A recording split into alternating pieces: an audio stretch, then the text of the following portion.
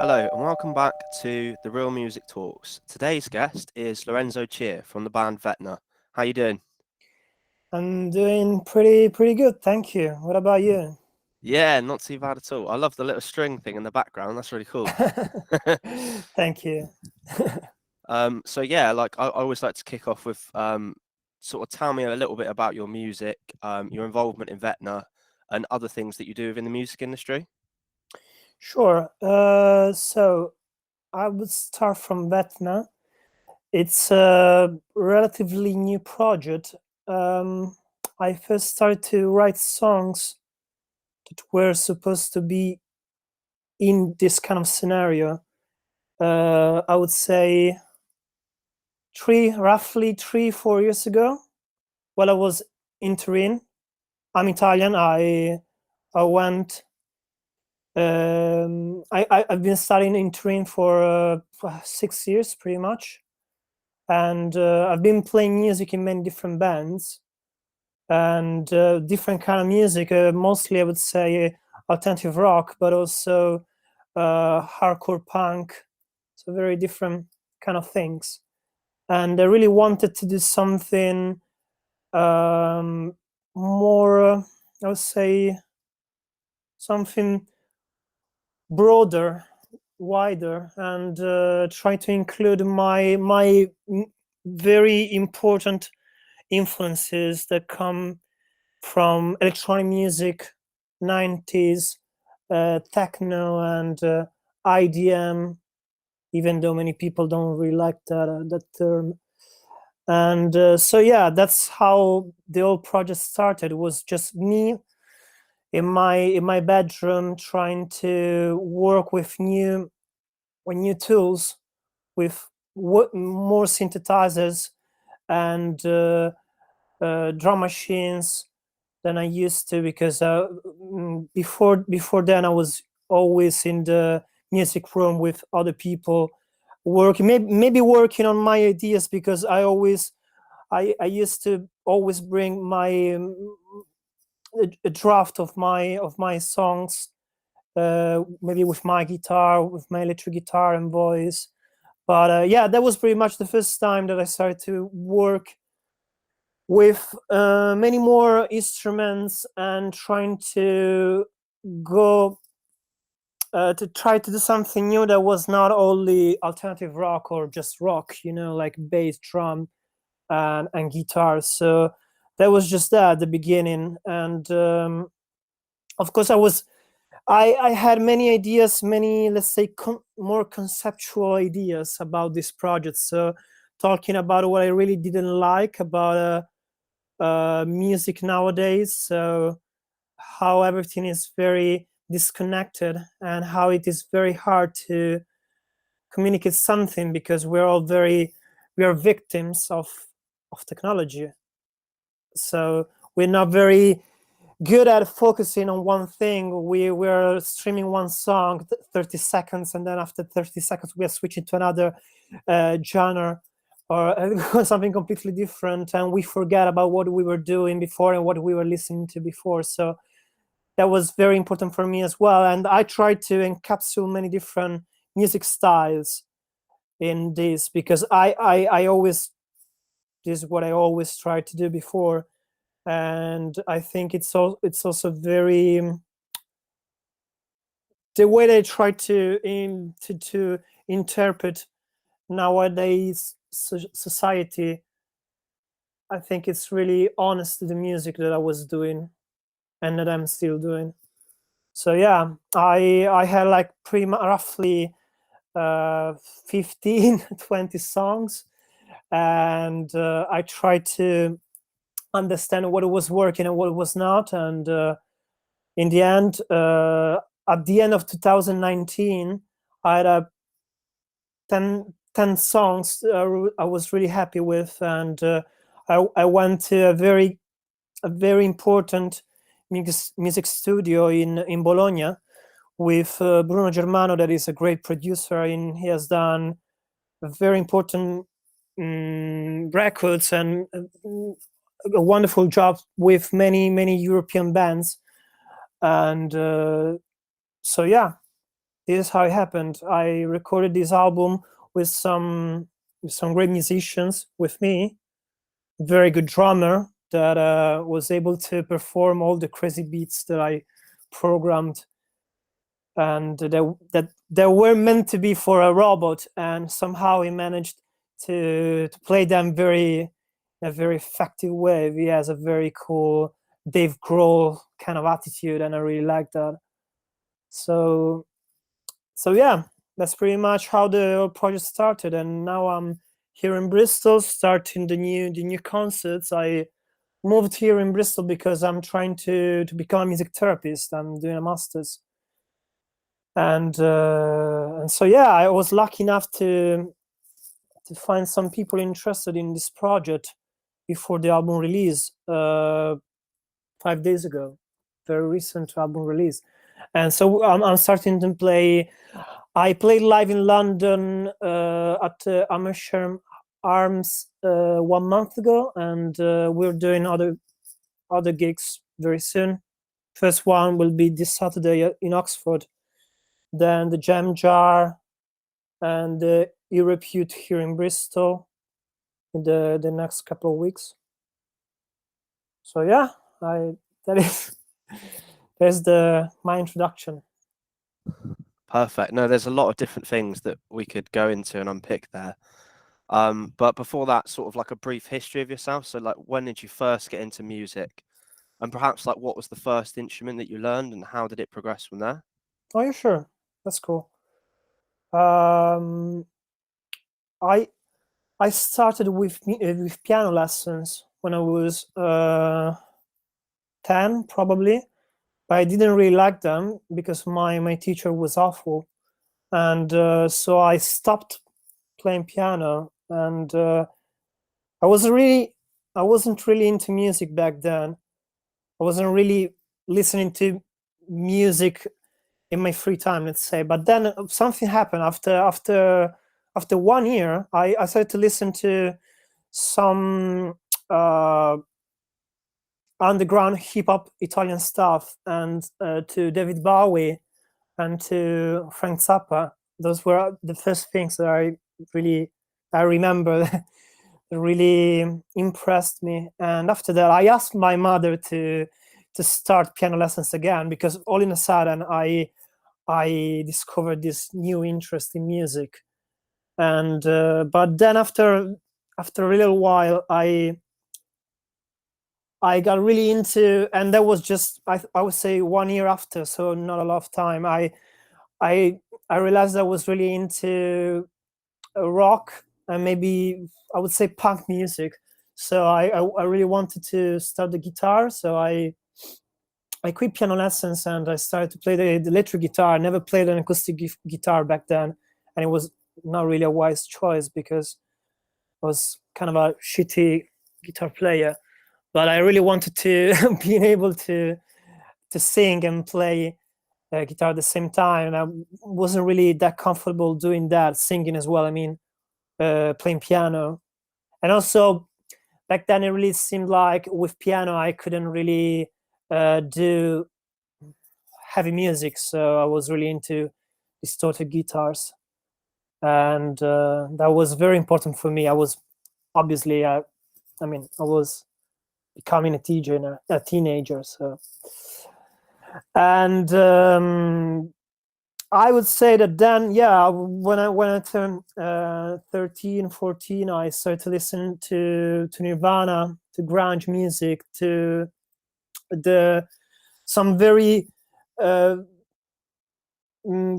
quite influenced in the same way Italian 90s alternative rock bands, and they really shaped my the way I learned to play guitar and the way I started to write my own music. I started to write my own songs pretty much at the beginning, when I wasn't even able to play properly. But I really wanted to write my own songs.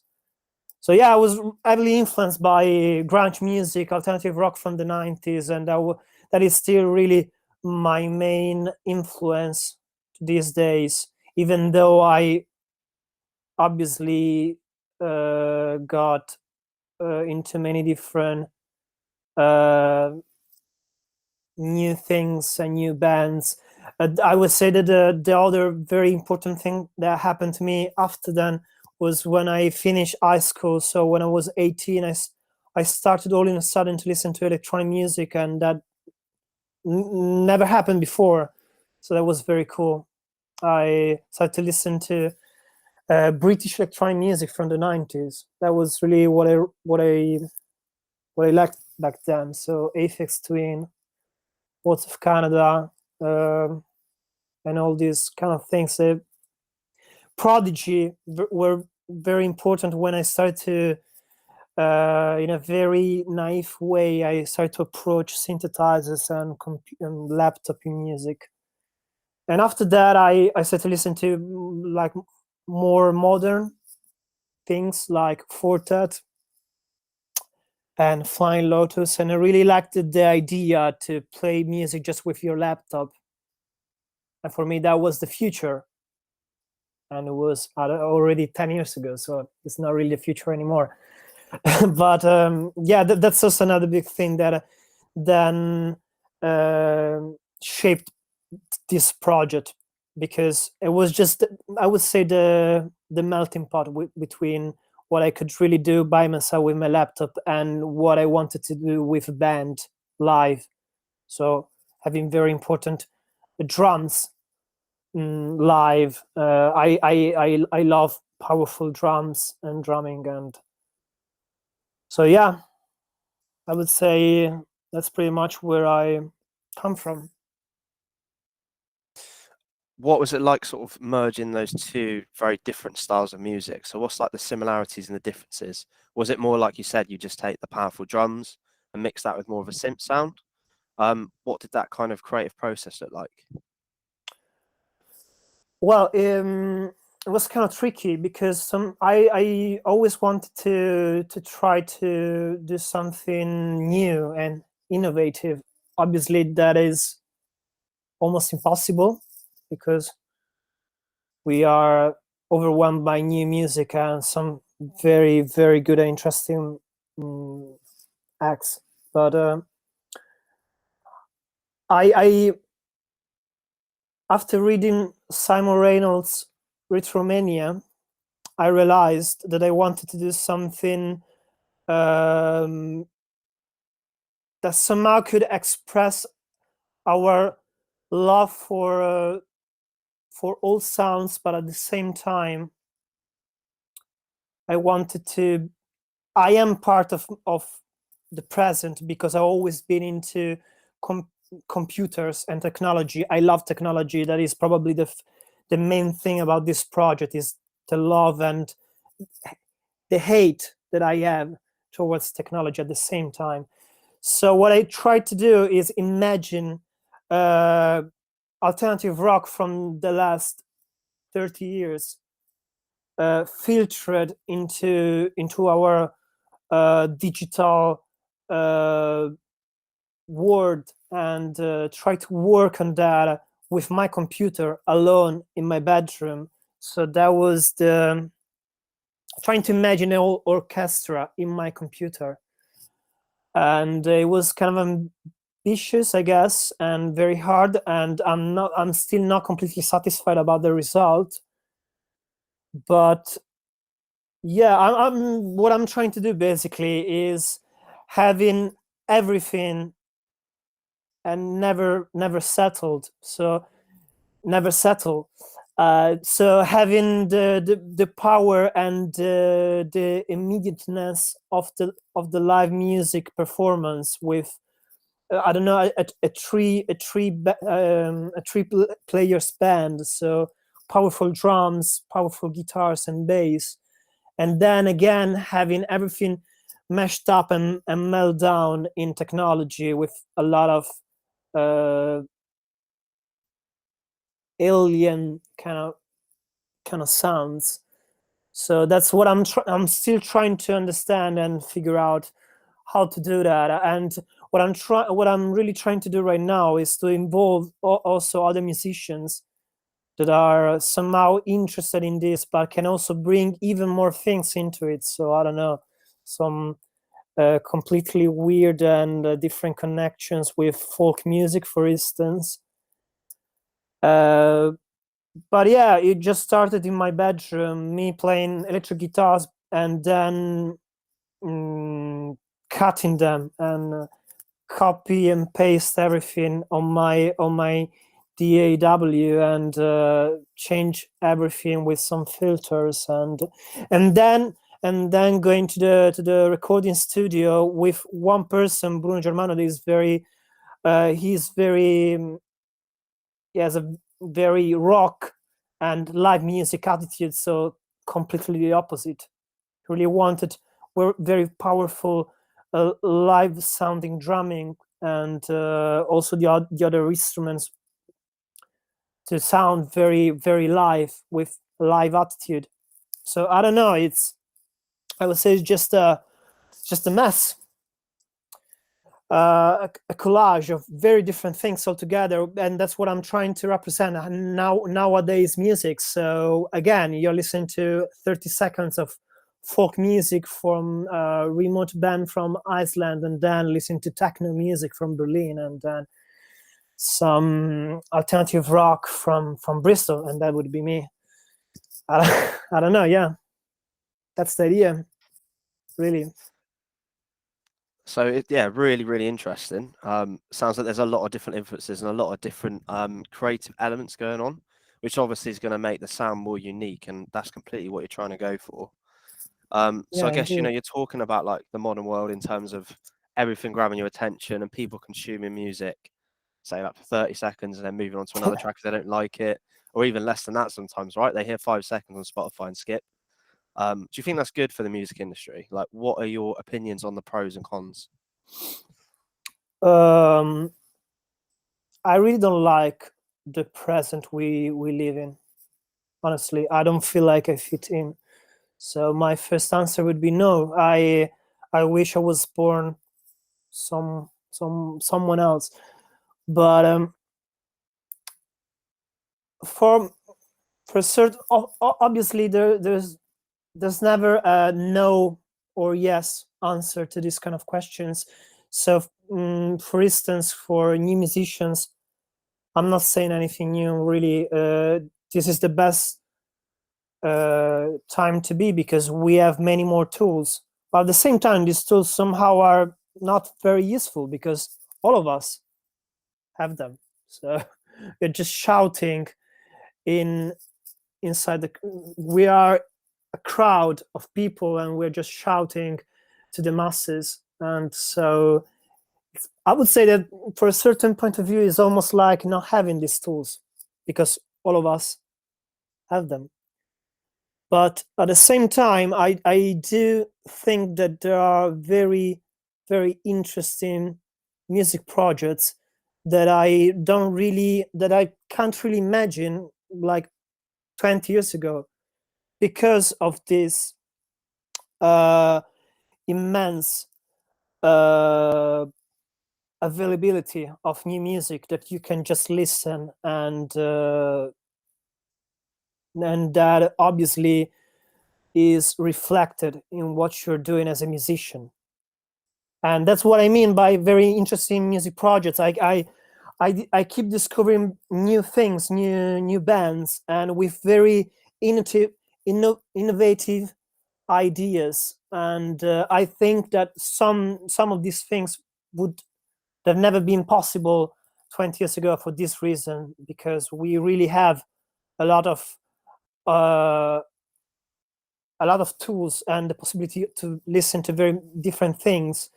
Whereas 30 years ago, for instance, it was way more, and for the last decades, it was way more about the music scene and being in one city in that time. So listen to that kind of music and talking with your peers and meeting other musicians and somehow being very influenced by something, one thing at a time.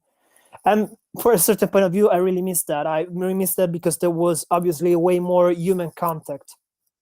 And sometimes I just feel like we are even when we try to create something very beautiful, when I try to meet new musicians and I play with musicians, we try to collaborate.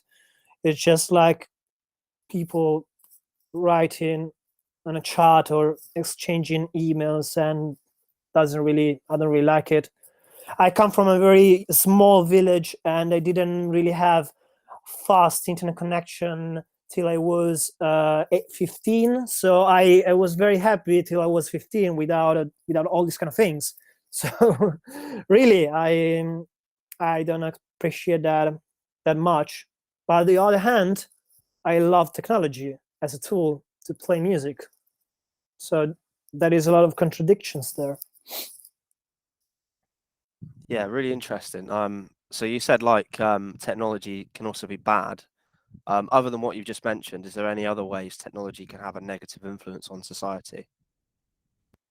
Well, to be honest, I can't think of many good ways technology is helping our society, apart from art. Sometimes what I just said about very interesting music coming out from many different places. But if I think about our society, I mean, at least Western countries, I can really see how technology is screwing up everything. Sorry, but really, that's. I think about poor people are way more poorer, and rich people are richer, and no one really cares that much anymore about probably changing things in an effective way, because we all have the sensation that we are overwhelmed by something bigger than us. That's one thing. I mean, I could talk about this for hours, but really, I would say that the thing that really bothers me the most is how technology is destroying human contact, generally speaking.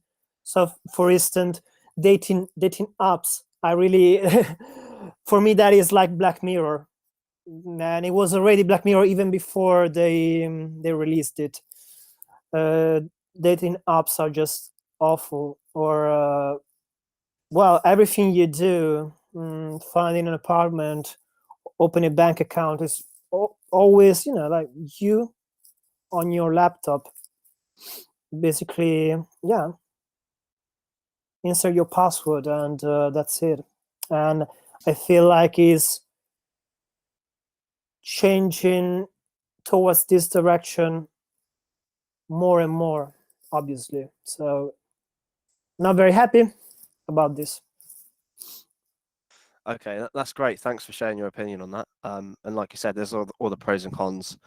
So you mentioned earlier you're looking at doing a master's in music therapy. What was the reason for that? And where do you see yourself going with that in the future? Well, music therapy was somehow it just came to me as a natural way to continue my academic path, because I graduated as a clinical psychologist, but I wasn't really happy about the idea of becoming a therapist, because I am a musician, and I was already working as a musician, and also as a event manager while I was finishing my degree. Then after a while, actually during lockdown, like many other people, I had some more time to think about my future and my career, and I just realized that I really do like what I've been studying, and music therapy is probably one of the newest ways to do something good for people in an effective way. But the difference is in a way that I can really feel comfortable with. So I'm a musician, and this is my way to communicate with you. And music is just universal. And even with people that have a lot of damage and can't really communicate with others, they can do that through music. And I find that almost magical. And to be honest, also I chose to start this, to become a music therapist, because I think it could really teach me a lot as a musician as well. Because right now I'm studying things about how to improvise in different ways, and I'm starting to study probably for many things for the first time, music theory. So I'm getting better as a musician, to be honest, and in a very different way from how I usually approach music as a songwriter and as a guitar player or whatever. So, and also I always felt like I play different instruments. I don't really see myself as a singer or as a guitar player, and that's it. I see myself as a composer. And somehow music therapy, I think, helps you to understand how music is really fluid, and it's not really about performing a piece of music right, and there is only one way to perform that song or that music. And it's really about being communicate through music. Doesn't matter how, and doesn't matter with which kind of instrument, or following some kind of music theory concept that either you have it or not. So it's really free in a certain way, but at the same time, as a therapist, obviously it's not. You need to be very careful when you interact with clients, with patients.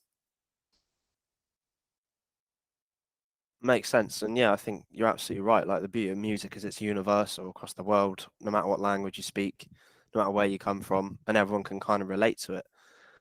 So it's been really great chatting. We're nearly out of time now. I'm sure we could chat for hours. But is there anything else you'd like to leave the audience with as we close out today? Well, just the marketing pitch, I would say. Yeah, I just check our pages in the next days, because we keep updating the gigs list. So I'll be in Oxford this Saturday, but then again, there's going to be many more concerts in the last weeks, in the next weeks, in Bristol and in the southwest area, and possibly London. And I think I will. I think we'll have some concerts in Germany, in Germany and Italy as well, in springtime. And the album was out last Friday, so it's very new, and I'm very happy with the artwork personally. So obviously, if you would like to buy it, that would be great. And well, really, you can find all the info online, obviously. And that's it. I'm very happy about the support that we have received in the last days. Honestly, I wasn't expecting so many people listening to the record and writing me, or buying the album. And I don't know. I guess I'm not that optimistic. So that was great. Perfect. No, that's great. Thanks very much for your time. It's been great. Thank you. Thanks to you. Thanks Cheers. for watching, everyone. See you next time. Take care. Bye.